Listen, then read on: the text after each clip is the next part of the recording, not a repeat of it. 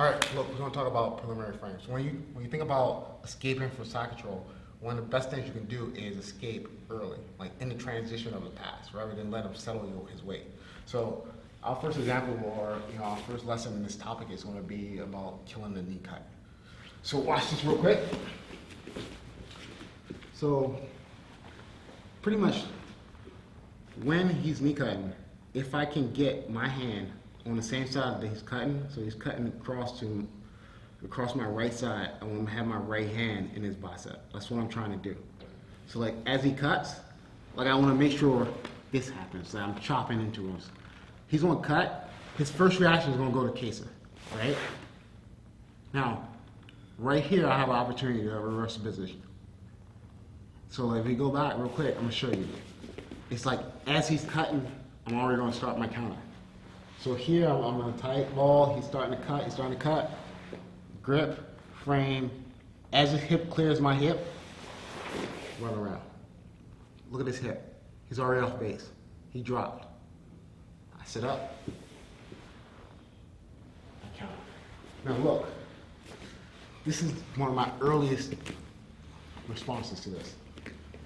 Like, this is an early frame, this is an early frame. And it all could be on his chin. But I'm gonna wait to put the pressure on his chin until he clears. Right here, look. Look how it completely destroyed his structure. I move my legs out of the way. Sit up. Swing the legs out. Reverse position. This is one. This is another example. Maybe you don't get that. Maybe he makes a faster transition, right? So I have this frame. He's gonna square back up to me now. Like I was slow. So he squares back to like the knees or frontal position, but I still have that frame. We're stopping him from like blocking, controlling my head. All right, he's gonna try to swing out, but I'm gonna chop his elbow to his side. All right? Then look, hit him high. Good bridge. This is our frame. We're creating base, and then we're gonna create movement, create leverage. So chop, hit, bridge, good bridge. Escape the hip, pull back in. Start, like I like to come across where my knee is touching his far shoulder. Because right here, this is an offensive position. It's not just me going back to close guard. He wants to give me close guard right now.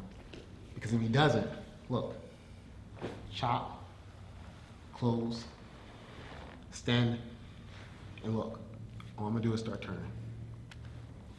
Look, I'm trying to put pressure, and one thing I can do to make this even worse as far as the finish, when I come here, is I pinch his wrist between my elbow and inside my wrist so he tries to pull away.